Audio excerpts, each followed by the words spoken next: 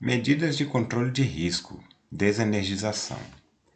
Desenergização. Para falarmos de desenergização, temos que nos atentar que desenergização é diferente de desligar. Desenergizar é uma ação maior do que apenas desligar. É o ato de garantir que o circuito esteja sem passagem de corrente elétrica através de 6 passos que iremos ver a seguir. A norma NR10, na segurança de instalações desenergizadas, ela traz a seguinte informação.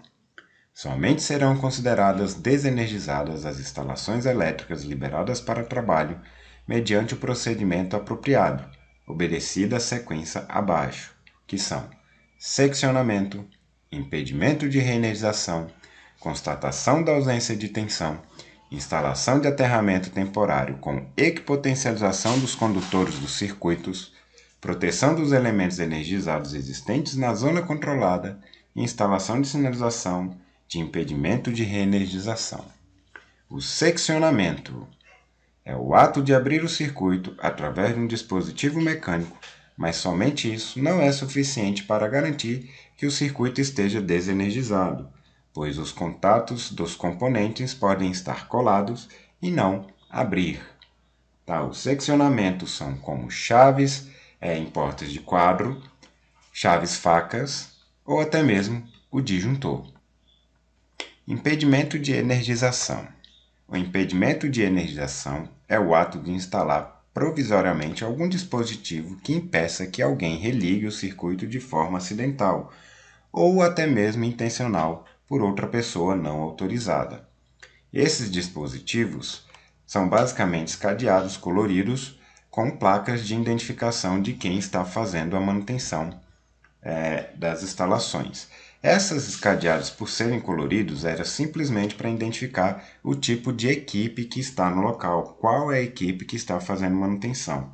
E a sinalização é para identificar qual o colaborador que ali está fazendo essa manutenção. Constatação da ausência de tensão. Após o procedimento de impedimento de energização, tem que se fazer a constatação da ausência de tensão para garantir que realmente o circuito esteja desenergizado. Bom, eu costumo chamar esses passos de sequência São Tomé. A constatação da ausência de tensão pode ser feita através de voltímetros na porta do quadro, com alicates amperímetros testando equivalente à rede, ou até mesmo com um testador de tensão, no caso das manutenções em instalações de alta e média tensão. Instalação de aterramento temporário com equipotencialização dos condutores dos circuitos. Para falarmos deste item, precisamos primeiro esclarecer o que é equipotencialização. Equipotencialização é trazer para o potencial zero qualquer condutor do circuito. Com essa medida, garantimos que o circuito esteja desenergizado. Isso é feito na instalação da média tensão ou baixa tensão através de aterramentos temporários na rede, como esses sargentos que é preso às fases, levado a uma haste até a terra. No caso de quadros, você simplesmente coloca a saída do circuito no aterramento do quadro temporariamente para que isso seja feito, ok? Desenergização. Proteção dos elementos energizados existentes na zona controlada. A NR10 ela te traz um círculo de proteção, onde você vai ter o PE, que é o ponto energizado, o ZR, que é a zona de risco, e o ZC, que é a zona controlada, onde somente ficam pessoas autorizadas. E fora desse ciclo, nós vamos ter o ZL, que é a zona livre. Tá? Este item foi alterado em maio de 2016, em relação às zonas controladas.